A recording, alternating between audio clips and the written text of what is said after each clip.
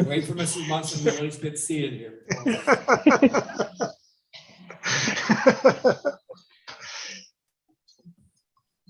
I think he understands what I asked him to write.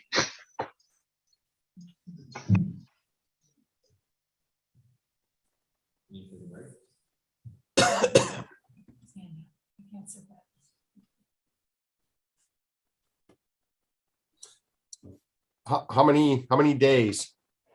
Not 60, 120, 180? Within 6 months. Yes, like you could say June 1st. Yeah. It's a Till June 1st. I think you Okay. said 6. thanks, guy. Yep.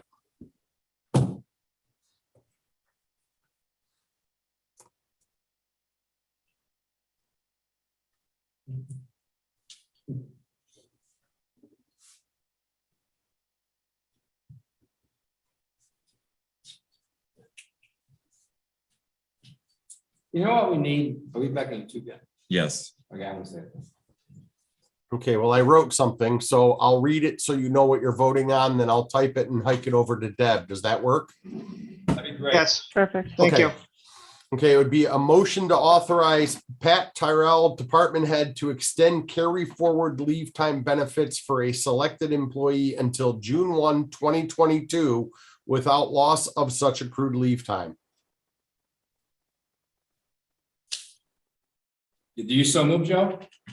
I so move. I'll second. That's it.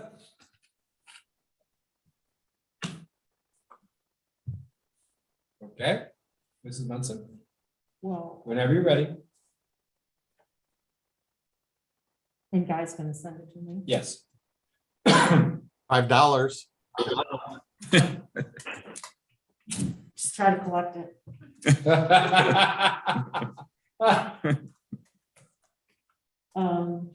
Have me all off started. Andrew Benson? Yes.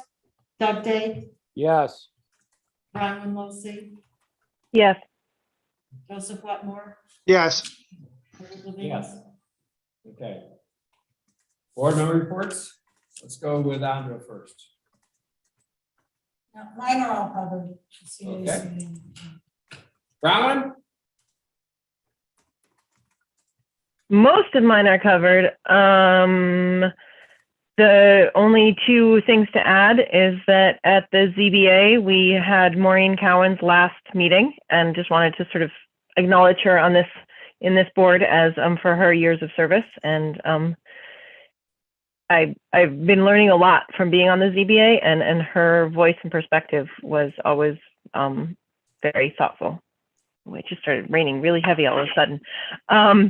Ed and I have had a meeting with the folks up at Heat Smart, and I'm working on finishing up the paperwork for our campaign we voted to do back over the summer.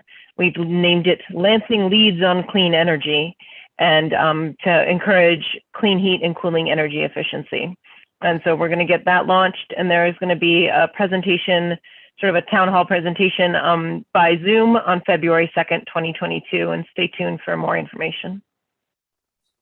And that's all I've got. Thank you for- You know, good. Thank you for doing some of the heavy lifting on that when we had that meeting, and especially CJ, to shoehorn Yeah. all that information in when you had all the other balls in the air. Much appreciated, CJ. Yeah, Doug? thank you. Joe did mine for me in his board member report. Okay. I'm not sure why, but that's okay. Joe? I put most of mine in a written report that I sent out to everybody, but I would like to take a moment to acknowledge that this is Doug's last meeting. And I want to appreciate, even though Doug and I don't always agree, I really appreciate his viewpoint and voice on this board, and want to thank him for the years that he's put in helping the town. Thank you, Doug. Yeah, I was My gonna wait till pleasure. the end. I was gonna wait till the end, but we can do it now. All right, that means I can leave, right? I'm not gonna get fired. Anybody else want to say anything about Doug? Or you want to wait till he's off? Wait a minute. Yeah, you might want I to don't know wait. if I don't know if I'm staying to the end, but thank you from the Parks and Recreation Department. We appreciate everything you've done for us. Thanks. My I'm gonna pleasure. miss your- I'm gonna miss your perspective on stuff.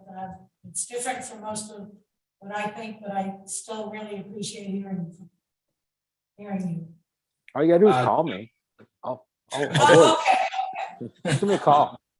Text, You whatever. know, this is not a criticism towards the new board member. I look forward to working with her, but we all bring unique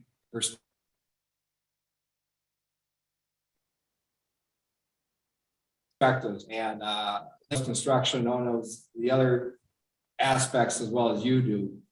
Small example, when I said, should we put the roof on? You said, yes. I said, are you sure? I said, are you deaf? Yes. And we found 6 leaks. 4 of them were over in the rec department, and they actually almost crashed through. We were trying to find that leak. I mean, you have wonderful integrity. I appreciate that. No matter what the subject is, you always have a compass, and it's much appreciated. And I will be calling you, okay, as far as this goes. All right. Well, thank you, everyone. Thank you. My pleasure, my privilege. Yes, very good. So glad I could do a little bit to help. Mikey's got one more thing here for you. Go ahead, Mikey. Thank you, Doug, Highway Department. You're very approachable and always have been. Definitely when we're out working, you stop and say hi as you're driving through. It's nice. It's a nice report to have. You will be missed. Thank you. You're welcome. Okay. Now let's move on then to the work session. I don't know how much longer you guys want to stay, but the work session, we still have a closed session to go to. Do I touch anything? Just leave it the way it is. And it is what goes away by itself. It goes away by itself, magically. You IT guys are phenomenal. Okay. Thank you, everyone. I appreciate everything tonight. You're welcome. I hope you get out of here shortly. Yep, me too. So the first thing is the integration of selected town committees into capital improvement committee. CJ, you want to take the lead on this? Sure, we'll keep this brief too. So my understanding is that the town wishes to establish a capital improvement committee that will be carrying out the capital improvement plan as a multi-year plan, not as a commitment to fund requested project, but as a schedule of necessary and or desired physical improvements and possible funding sources, be they grants or town financing to go along with them. So in short, that would be, that plan would be an inventory and as well as a capital improvement committee, ideally largely staff, just because of course we have the day-to-day experience. So the department heads, myself, Parks and Recreation, highway superintendent, as well as town supervisor, council, town engineer, possibly the chair of the planning board if you felt that to be appropriate, as well as the bookkeeper. And in essence, they would come up with policy as well as timelines and essentially a understanding of how to prioritize major and some even smaller capital improvement expenditures and projects in the town. Now So- that wouldn't be a 5-year plan now, would it, CJ? It could be. Usually multi-year. They typically run preliminary plans run, 5 to 7 years. They don't have to be 5. That's an okay number though. And typically are updated every other year. For instance, we have a number of projects right now that would certainly qualify. One of them is the highway department renovation project. You've got the Salmon Creek Stream Bank stabilization.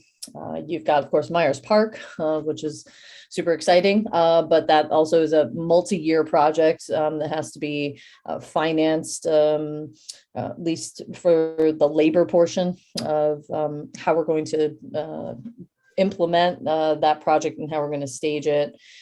So we have, a little bit of a draft procedures going, but I did want to run by you some suggestions for those committee members, and I would prepare the resolution to be included in the January organizational resolutions. And if it pleases the board, I'm happy to send this via email with just a couple attachments, maybe some bullet points, just highlighting the overview of this. As it stands right now, I believe the only town committee that would be folded into this thus far would be the Town Center Committee. Their terms ended this year.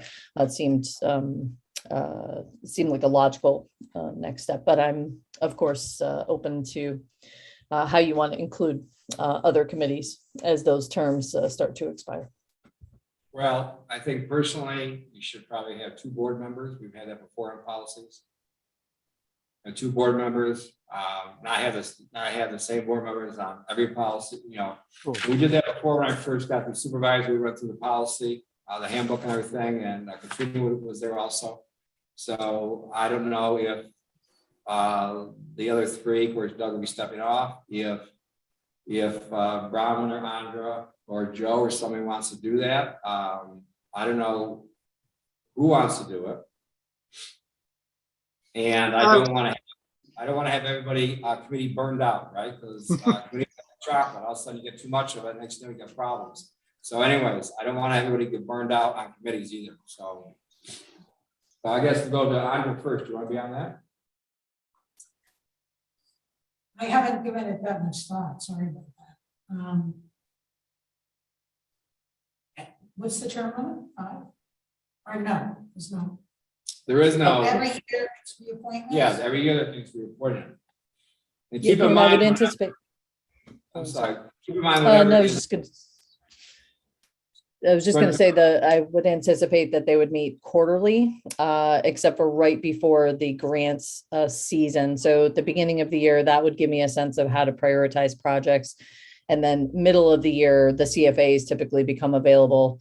The consolidated funding application, like how we won the Myers Park project.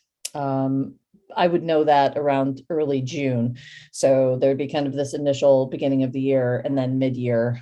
So it wouldn't be a monthly thing. It doesn't need to be that. I just want to reiterate that quarterly. It's an advisory board, right, CJ? Is that what this is, an advisory board? That's correct. So any final decisions will be made by the town board. Now, would the bookkeeper also be included in this? Okay. Yeah, we need her for sure.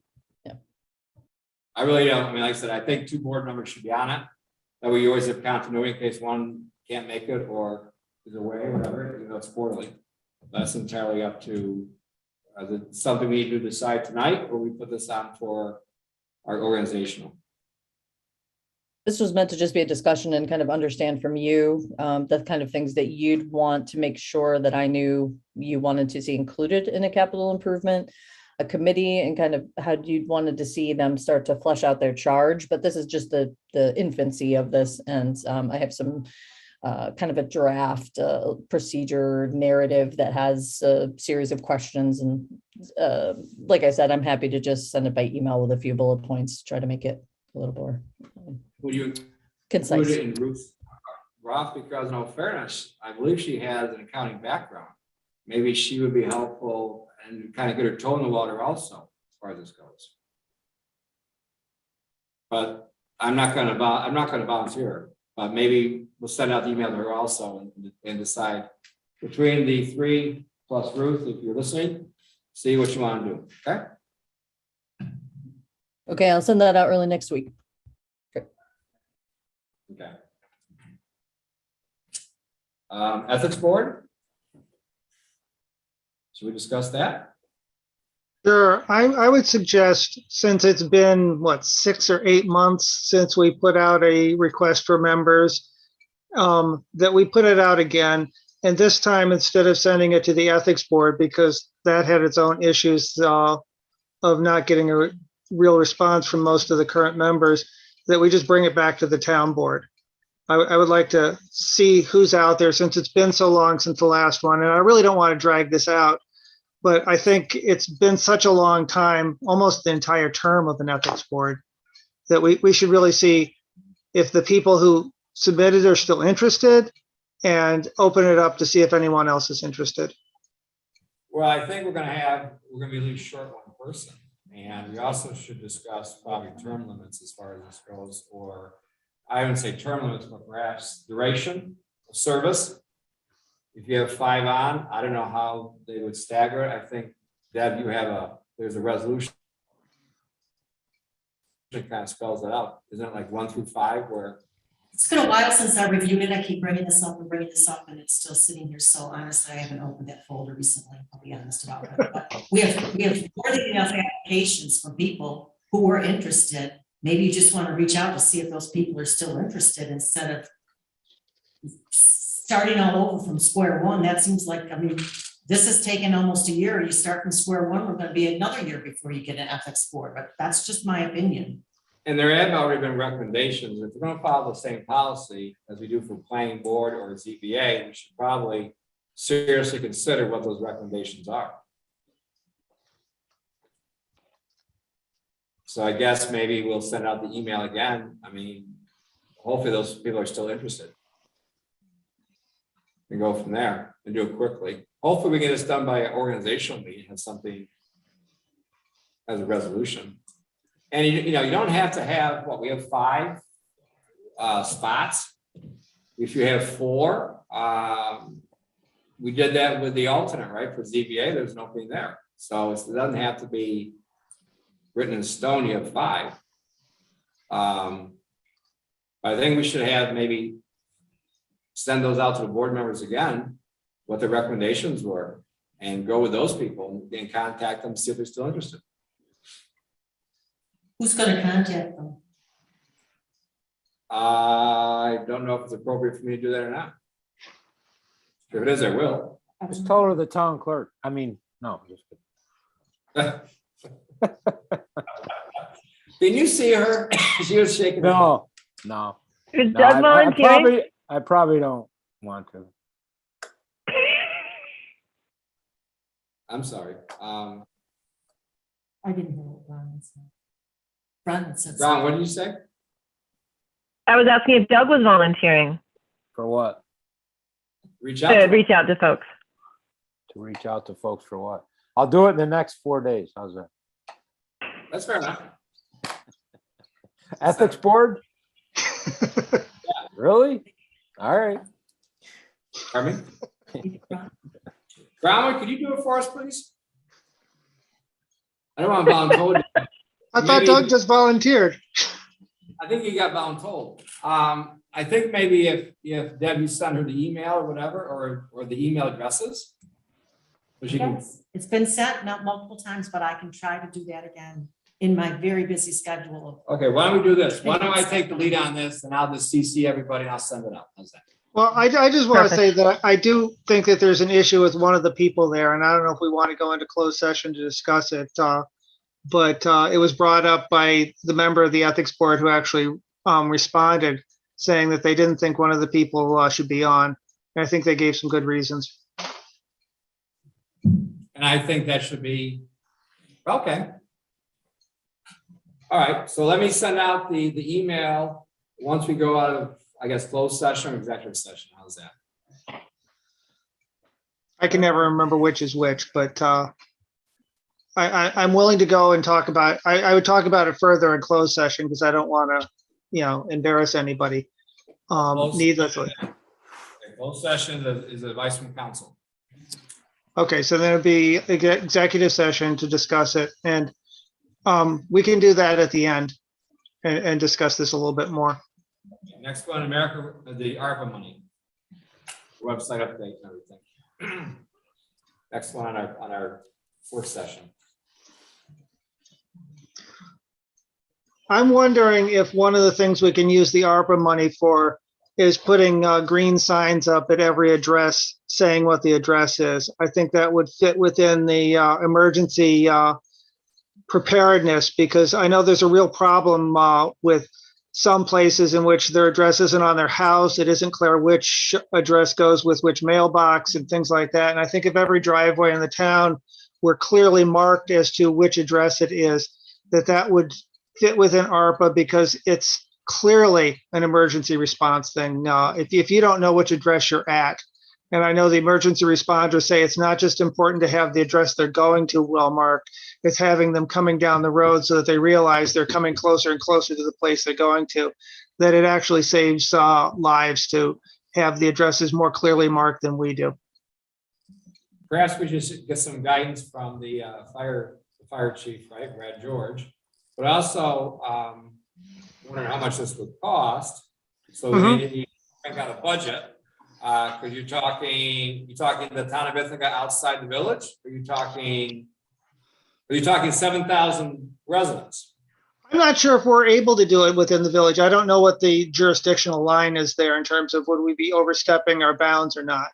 But I would do it as widely as possible because they're all of our constituents. And, if it saves one life, it's worth it to me. And I know, if you miss the house and keep driving, those minutes count on some emergencies, both fire and medical. The fire, it's usually a little easier to see which house you're talking about. Medical, it's not. This is a chronic problem that they've had with fire and elsewhere. Talk to the fire chief or the ambulance crew. And there's different ideas how to do it. I would probably recommend outside the village, because the village has their own ARPA money as far as this goes. And I don't know if we can use our ARPA money for that. That's something to research.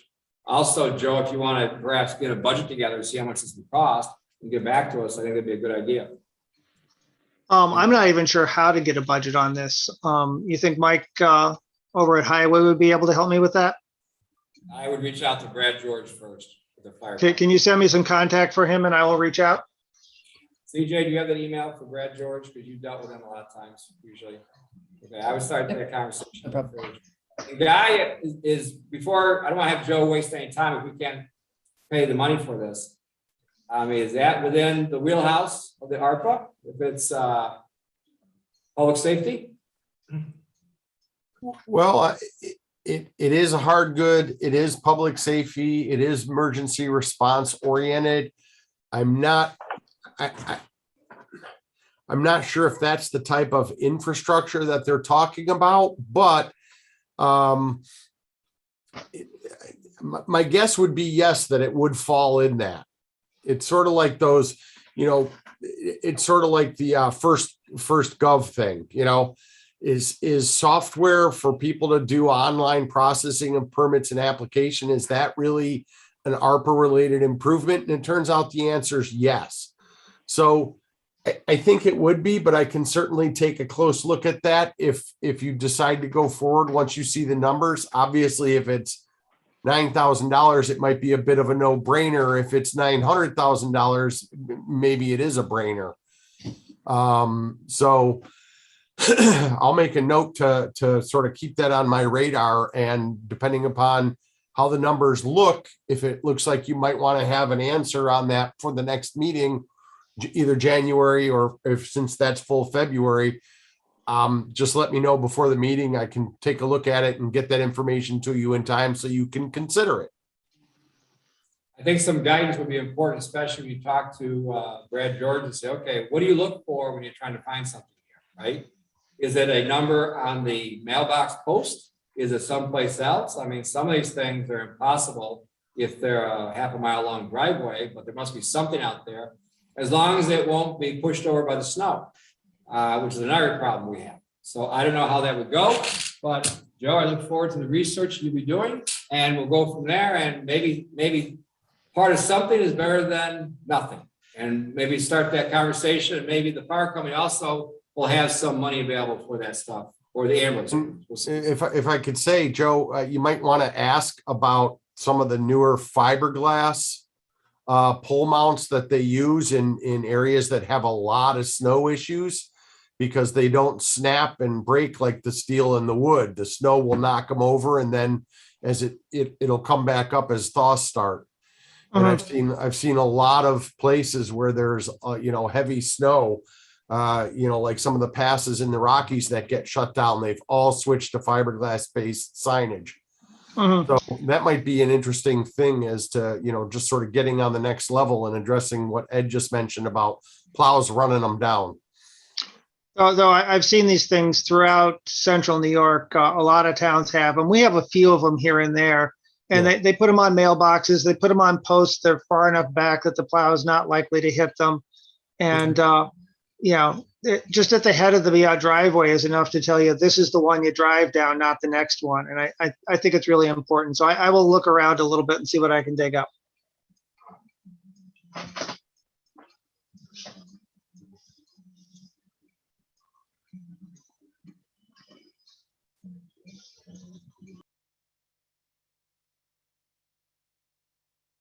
Ed, it looks like the town board is muted.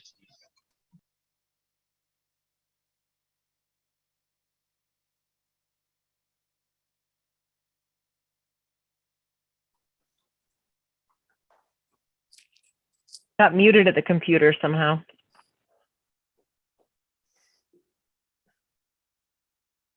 I guess this is the time where we can volunteer. Ed, we've got 3 board members who aren't muted.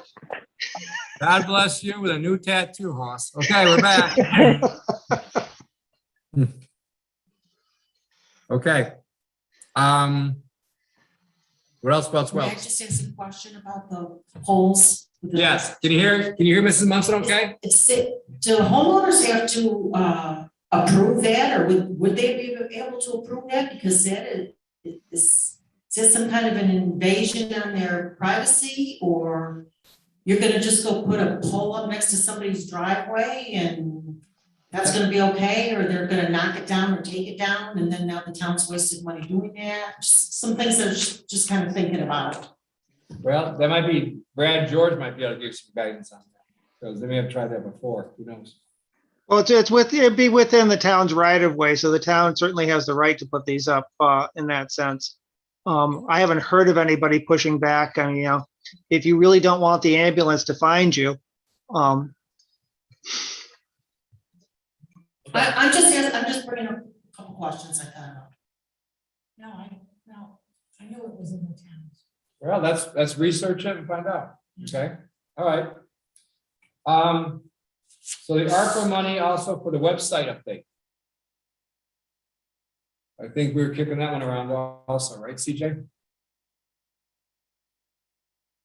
I believe Pat or Jenna might be able to speak to that more in depth.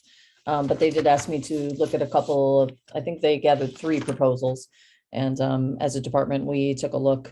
And Unicode by far seemed to have the most versatility and ability to have outreach, but that's just, one department's take on it. We, of course, want to advance things that work for everyone. Yeah. I know Joe had some questions about that. I think Pat was trying to get back to him on that. So that may be just a further discussion as you go back and forth with the emails. We don't have to wait to our next meeting to have the discussion again. my question was mostly, did the one company only give us a 1-page summary as opposed to a longer presentation? And apparently they only gave us a 1-page paper summary, whereas they did some online presentations. And Jenna said if anyone wants to sit with her, she can show us some of the presentations online. Okay. So sounds like to be continued. But how about we do this? How about we go back and forth here via emails or talking to Jenna and come up with a consensus as far as what we ought to go forward, because the Lansing Star has created a huge void in information. And like everything else, we did the website, but now we need to redo it again because we need to tweak it to a different use.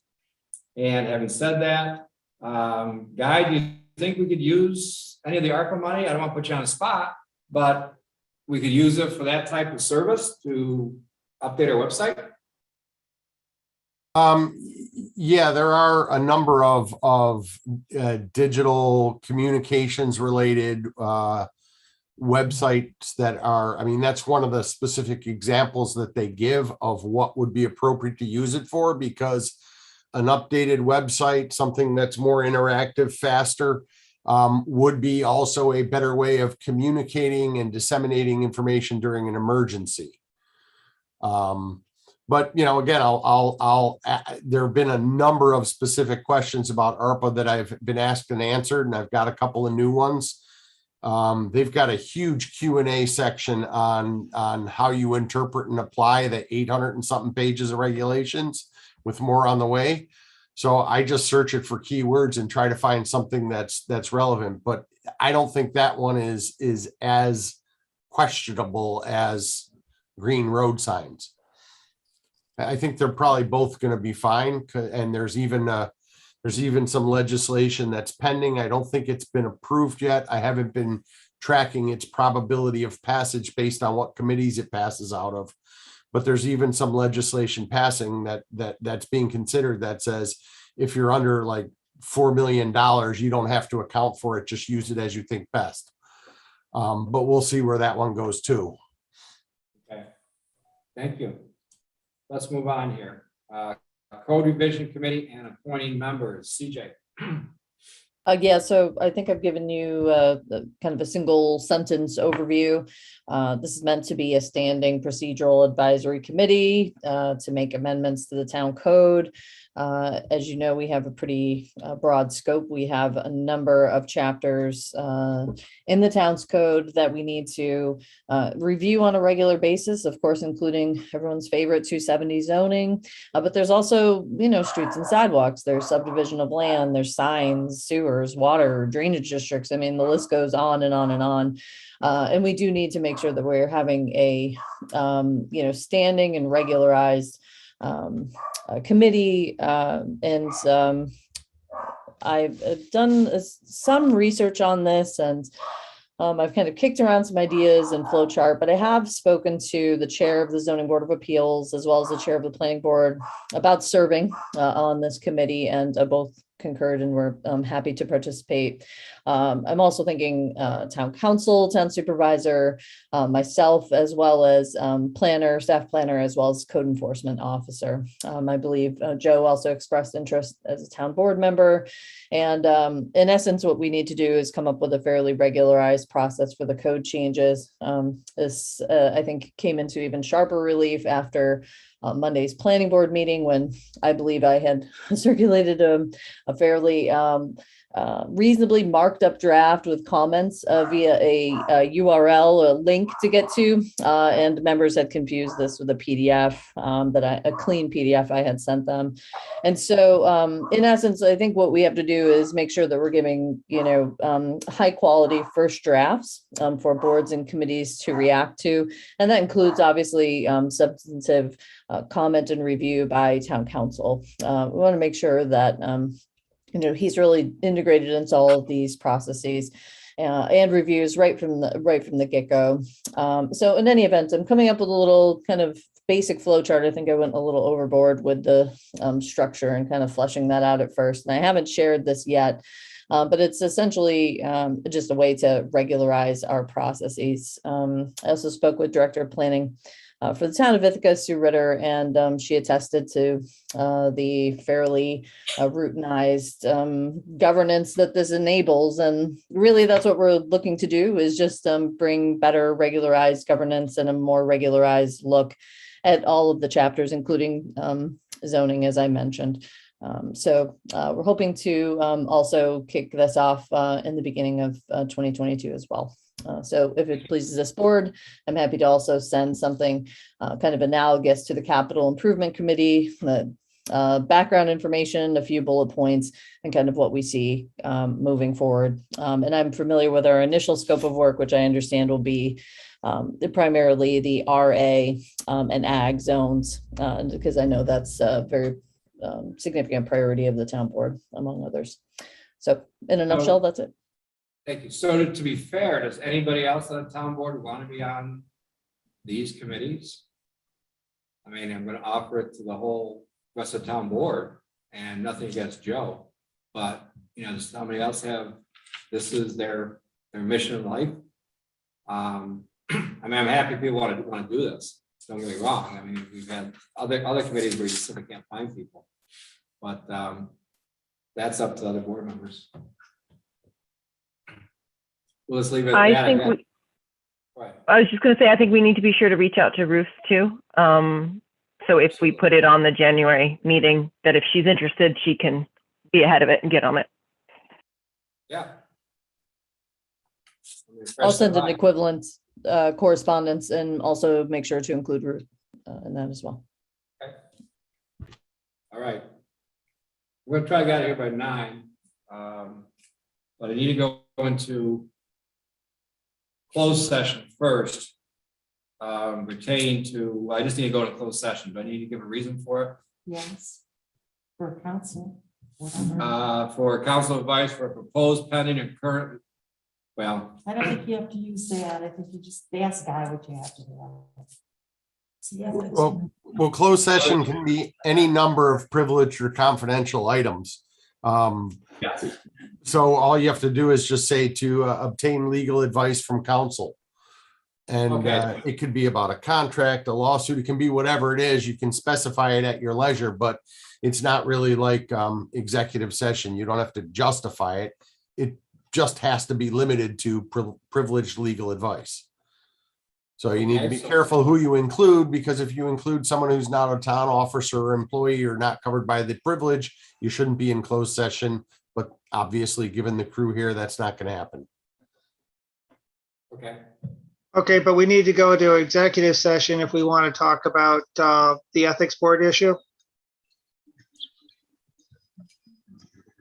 Because that's not so much getting advice from Guy, that would be having us discuss a specific person that we're considering appointing. So what will that be? Medical, financial credit, or employment history of a particular person, corporation, or matters leading to said dismissal, removal, promotion, appointment, employment, discipline, demotion, or suspension. I think appointment. Appointment, yeah. So So I think we need to, we need to do it separately, or we need to have a executive session that deals with, I'd like to talk about some property acquisition. I'd like to talk about potential lawsuits. Joe, Debbie can only write so fast. Well, wait, are we doing closed session or executive session? Because we were talking about closed and we just jumped to executive. We didn't ever finish the close. I think we can go to executive session first. And when that happens, I don't think you'll be gone. So. I hope so. Oh, you'll be able to go home with that. Okay, so we've got executive session, and who's making that motion? I'll move we go into executive section to talk about the specific promotion or appointment of a specific individual. I think I got the wording right there. Second. All in favor? Aye. Anyone opposed? So CJ, can you shut up YouTube from there?